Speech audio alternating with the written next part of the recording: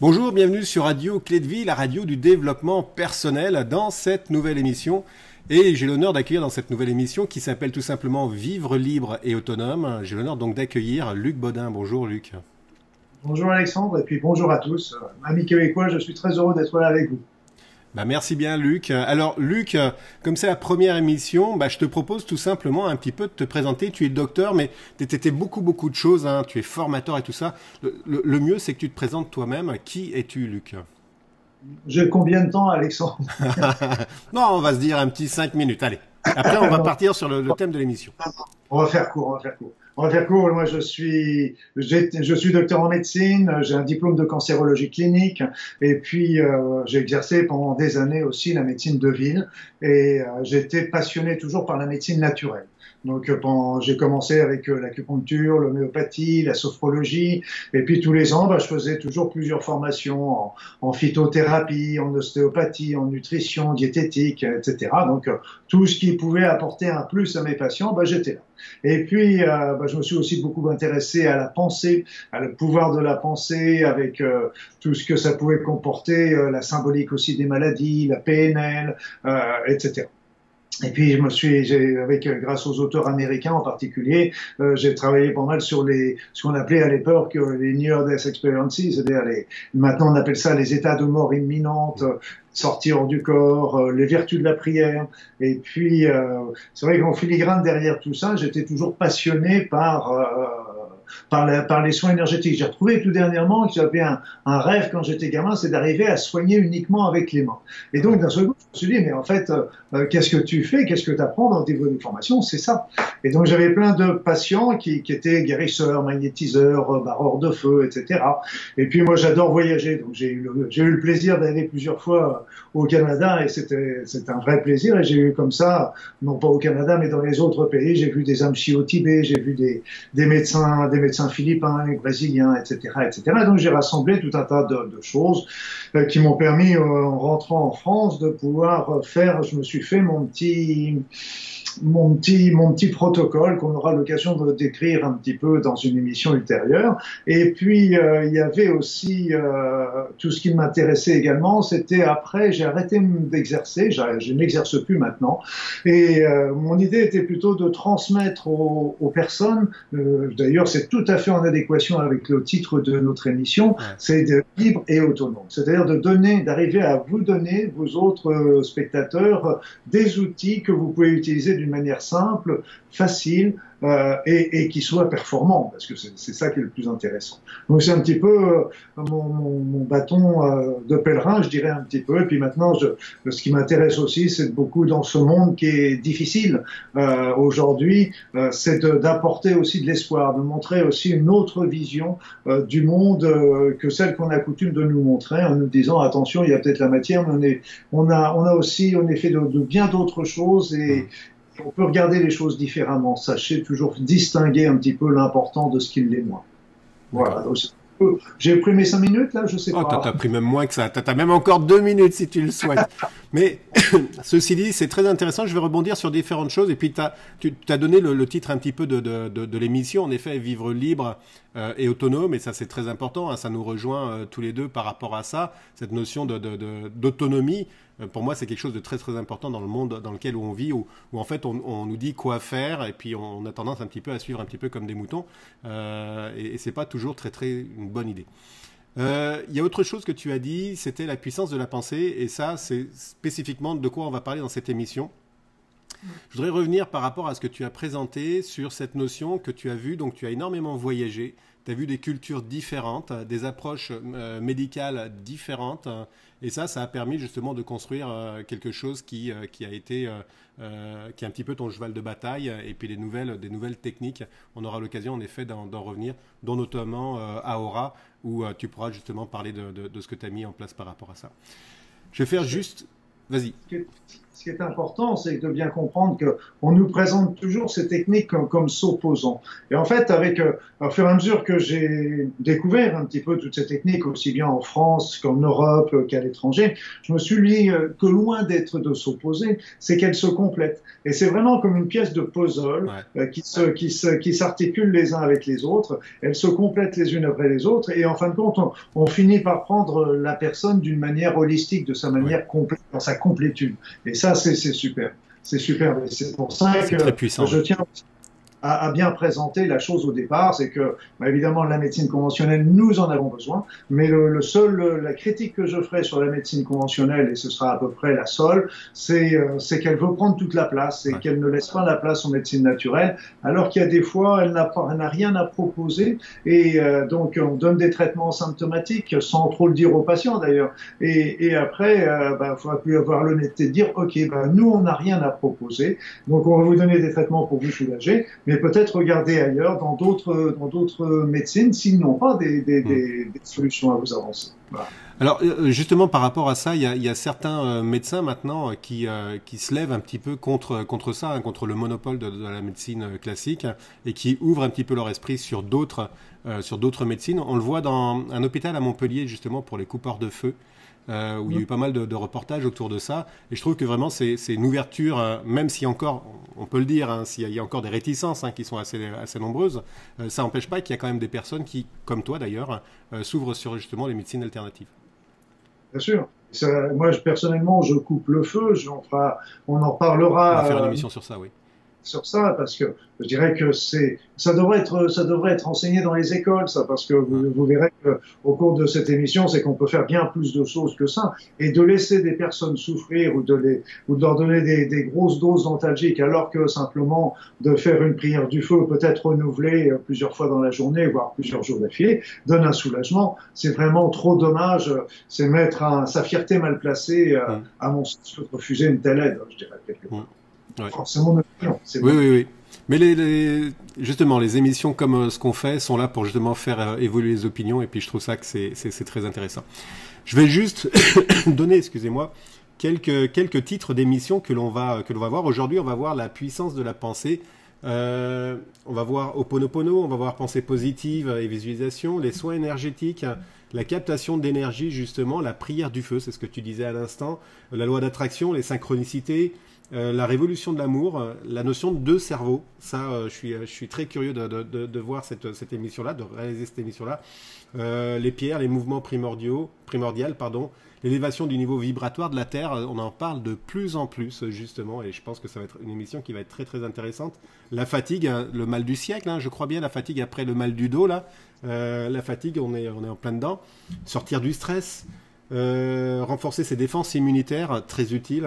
Bonne alimentation, le magnétisme, les différents corps énergétiques. Enfin bref, il y a près de 60 émissions que tu m'as notées, et il y a de quoi faire énormément de choses et de partager énormément de choses. Je vois la respiration, la prière, la mémoire de l'eau, le double sens de la maladie, la réversion cancéreuse, justement, c'est un sujet moi qui m'interpelle, l'épigénétique, le cholestérol, enfin bref, il y a plein de choses, on va se régaler. Et c'est vrai. Et en plus, comme je te l'ai dit, Alexandre, c'est que la liste n'est pas exhaustive. Non. J'ai laissé tomber un petit peu l'inspiration. C'est tous les sujets qui m'intéressent et qui me passionnent. Et je trouve que c'est intéressant de faire des petites émissions comme on fait d'un petit quart d'heure. Ouais. Parce que sur un sujet, c'est ponctuel, et puis voilà, ça laisse un petit peu aux personnes le temps de l'écouter tranquillement, et puis de pouvoir la digérer avant l'émission suivante. Et voilà, tout ça sont des outils qui font comprendre un petit peu la vie, la maladie, la santé, notre rôle dans cet univers aussi.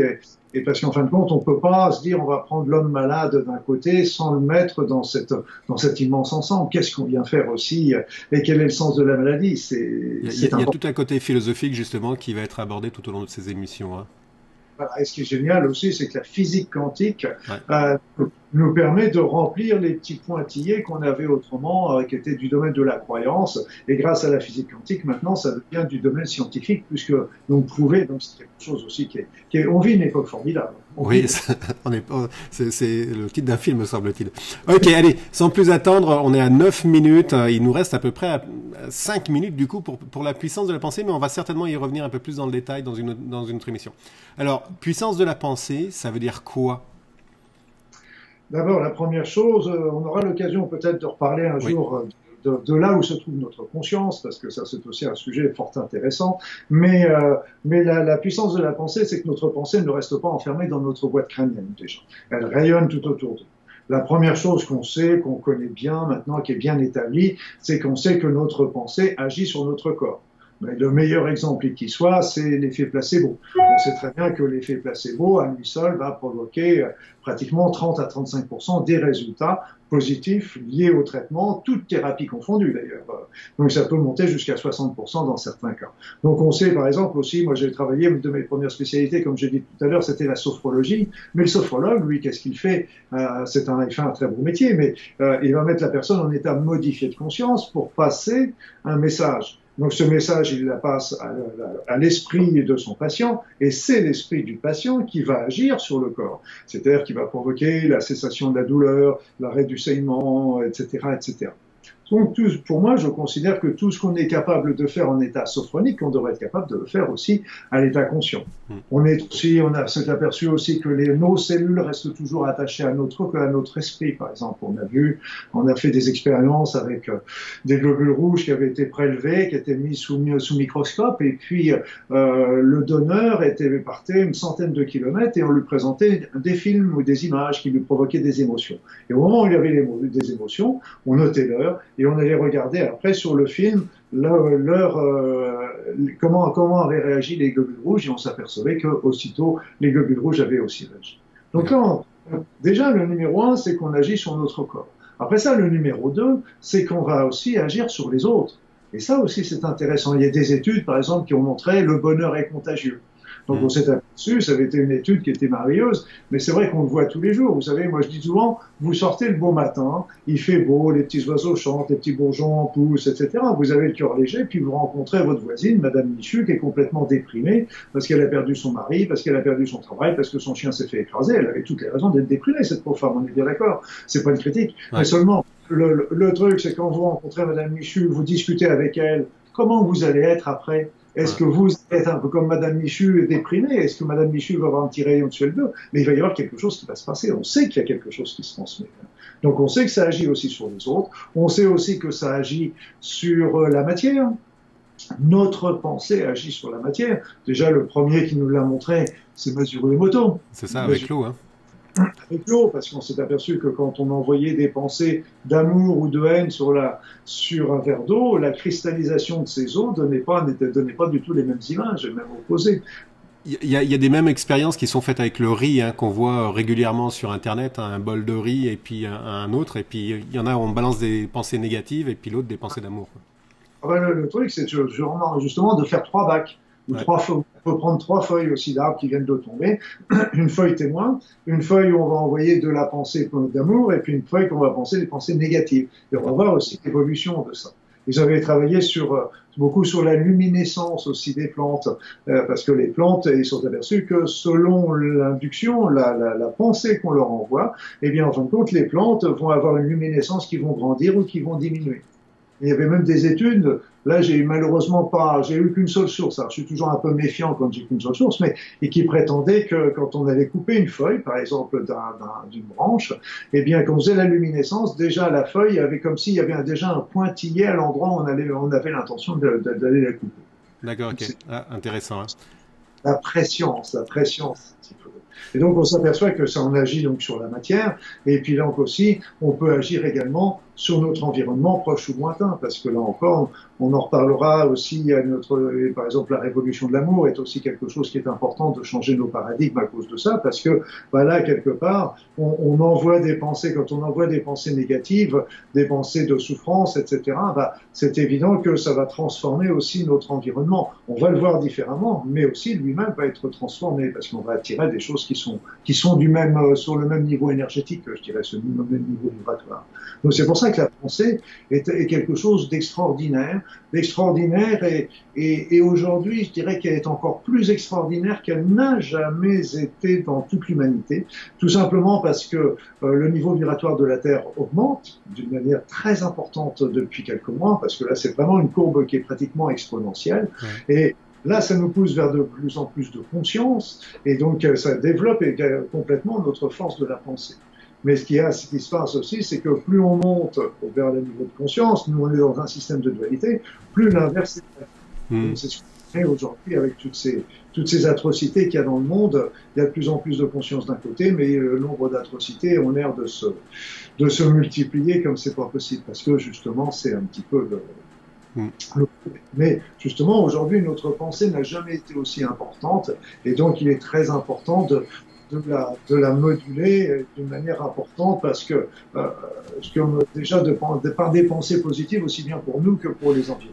Justement, j'allais revenir parce qu'on arrive sur la fin de l'émission là. C'est vrai que ça a été assez court, mais on va revenir sur justement la puissance de la pensée, parce que je pense qu'il y a beaucoup de choses à dire. Mais pour cette émission, s'il y avait un exercice, une technique à donner justement pour les personnes qui attendraient la prochaine émission, qu'est-ce que ça serait comme technique? La technique par rapport à la pensée, je dirais déjà commencer par penser positivement de vous. Parce qu'en fin de compte, si vous ne pensez pas positivement de vous, qui est-ce qui va penser de positivement?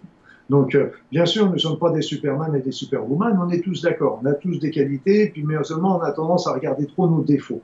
Regardons aussi les qualités, les défauts, on essaie de les améliorer, ok. Mais il faut faire un petit peu comme disait Monsieur Coué, tous les jours, à tout point de vue, ma vie s'améliore. Ouais. Et là aussi, amener toujours du positif. Amener toujours du positif. Et il y a plein de petites choses. Il y en avait un, il m'avait dit un jour quelque chose qui était amusant. Il me dit, tous les jours, moi je l'associe à, c'était une femme, tous les jours, moi je l'associe à un adjectif. Par exemple, on me dit bonjour, comment ça va? Elle me dit, lundi, lundi c'est toujours lumineux. Le mardi, c'est toujours magnifique. Le mercredi, c'est toujours merveilleux. Le jeudi, c'est joyeux. Le vendredi, on va trouver toujours. Et donc, c'est vrai que les personnes me regardaient d'un seul coup au départ, un peu étonnées, puis ça les faisait sourire. Et en fin de compte, ça faisait tache d'huile, parce que c'est aperçu qu'en fin de compte, les autres continuaient à le faire. Et donc, ça amène, c'est toutes des petites choses, mais la vie est faite de petites choses. Et un petit rayon de soleil comme ça qu'on passe à chaque fois qu'on dit bonjour à quelqu'un, c'est sympa. Et puis, ça ouvre les esprits, ça ouvre les yeux, et c'est génial. Ouais, c'est super. Écoute, on va terminer sur ça. On est à 17 minutes déjà, on a décalé, mais c'était important que justement tu puisses te présenter, mais on refera une émission plus complète justement sur la puissance de la pensée, parce que je pense que c'est vraiment quelque chose d'intéressant. Luc, je te remercie beaucoup pour cette première émission, pour le temps que tu passes à réaliser ces émissions et tout le savoir que tu partages. Merci, je sais que c'est toujours un grand plaisir, et puis à très vite. Merci à tous, bye bye, on se retrouve pour une prochaine émission la semaine prochaine. Merci et belle journée à tous, ciao.